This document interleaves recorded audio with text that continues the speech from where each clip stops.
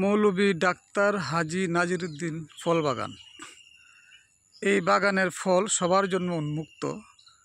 পথিক, প্রতিবেশী, মুসাফির ও আত্মীয় স্বজন সবাই এখানে বাগানের ফল উপভোগ করুন। দয়া করে কেউ গাছ নষ্ট করবেন না। আটে লেখা উচিত ছিল কেউ ফল নষ্ট করবেন না।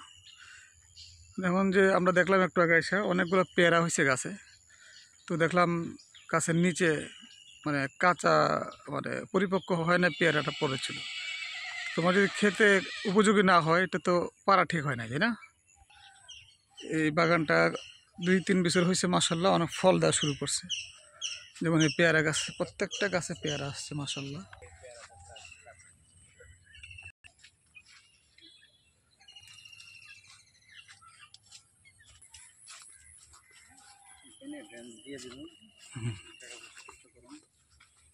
আল্লাহ যদি টাকা পয়সা দেয়, আল্লাহ যদি না দেয় কি করুন।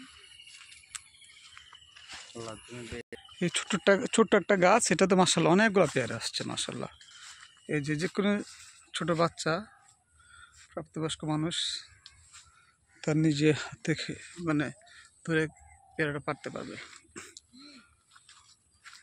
তো কথা হচ্ছে যে এই পেয়ারাগুলো বড় হলে খাইতে যে সুস্বাদু হবে, এটা যে কেউ খেতে পারবে, সবার জন্য উন্মুক্ত। এই গাছটা তো অনেক পেয়ারা আসছে মাশাআল্লাহ। কিন্তু যে অনুরোধটা আমরা করব ভিডিওটা, যে কারণে যারা আমাদের গ্রামের মানুষজন আছেন, আপনাদের জন্য রিকোয়েস্ট, নিজের মতো খাবেন, পাকাগুলো খাবেন, পাকাগুলো খেয়ে গাছের নিচে খাবেন। ইনশাল্লাহ কাঁঠালও আসবে, ইনশাল্লাহ পেঁপেও আসবে। কিন্তু একটা রিকোয়েস্ট, নষ্ট করবেন না, বাচ্চারা খাবে না। তা আমাদের বাড়িতে একটাও ফল যাওয়ার দরকার নেই। হ্যাঁ স্যার, কিছু করবেন আপনি? মৌলভী ডাক্তার হাজী নাজিরউদ্দিন ফল বাগান থেকে আপনাদেরকে অনেক অনেক আন্তরিক শুভেচ্ছা। তবে আজকে আমার ভাইকে নিয়ে আসলাম আপনাদের জন্য উন্মুক্ত করা যে বাগানটা দেখে খুব ভালো লাগতেছে। তবে খুব দুঃখজনক বিষয় যে ফলগুলো আপনারা পাকা হলে খাওয়ার কথা, কিন্তু আপনারা এখনই খাইতেছেন কাঁচা অবস্থায়, কিন্তু ফেলে দিচ্ছেন, নষ্ট করতেছেন। এটা কোনো অবস্থাতে ঠিক হচ্ছে না। দয়া করে আপনারা এই কাজটা করবেন না। আজকে হঠাৎ করে এসে দেখি যে গাছের নিচে পেয়ারা পড়ে আছে। এখানে পেয়ারা গাছ আছে, কাঁঠাল গাছ আছে, আম গাছ আছে, আরও যে ফলের গাছগুলো আছে, বেসিক্যালি সবগুলোই আপনাদের জন্য। এগুলো আমাদের বাড়িতে কখনোই যাবে না, কিন্তু আপনারা নষ্ট করবেন না।